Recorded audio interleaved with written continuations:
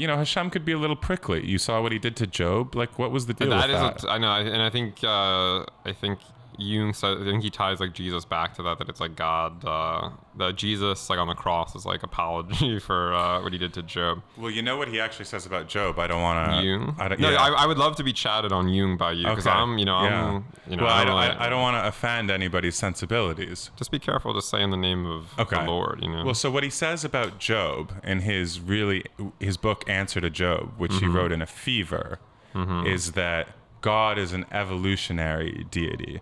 And so we're like, why is God acting so crazy with Job? Like, why does it seem like sometimes God is evil? And so in his studies of religion, he finds that, 3 isn't really the number you want. You want 4. You want a quaternity. What is 3? The Trinity, you're saying? Yeah, so he's like, who's the missing person?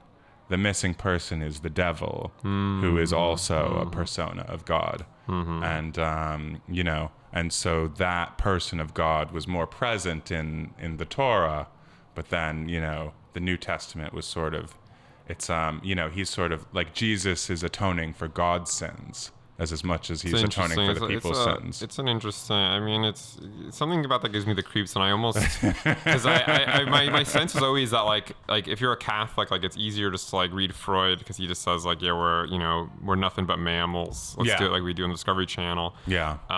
Whereas Jung is like actually just like, he's meddling in like the world of like, Christianity, and he's like he's pulling out the Ouija board, and he's doing creepy stuff that actually is like I feel like it's easier to be, and you would think like, oh, Jung's like the Christian one, like it's actually easier to be like Catholic and be a Jungian, but like it seems actually much more difficult. It seems like he's encroaching on like the religious world much more with ideas like that. Absolutely. No, I think that's 100% correct, and I think his Christianity was a facade. It was a weird, creepy thing. I mean, he was a creepy guy too.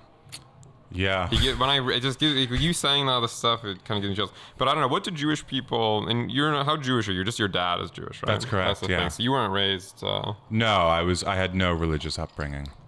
None whatever. Interesting. None whatever. But I wonder what Jewish people, what they actually think that snake in Genesis is. They really think it was like a snake that told people to like disobey God. And they don't really think that was the devil. They just think that there was a snake. They don't think any of that happened. They don't think Moses was a real guy. They just want to watch Seinfeld and lie on the couch and be Buddhist and eat salmon and stuff. But well, in the Gnostic interpretation, the snake is the good guy. And the real God is the demiurge. Exactly. But the snake it's interesting. But they don't have the exact. I think they have a different text, right? They got like some like Sethian.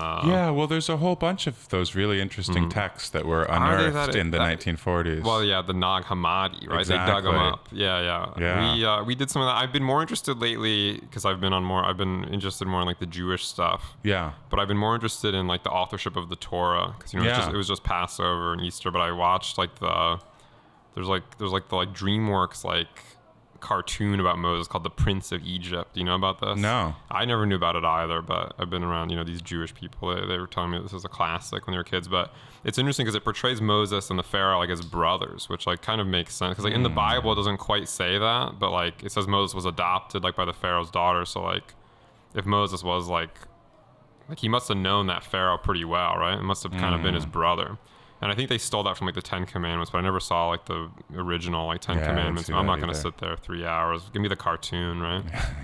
I'm a zoomer. Give me some TikToks. Exactly. Give me the cartoon of it with someone playing Temple Run. Yeah. And that's how I'm going to learn about what's in the Bible, right?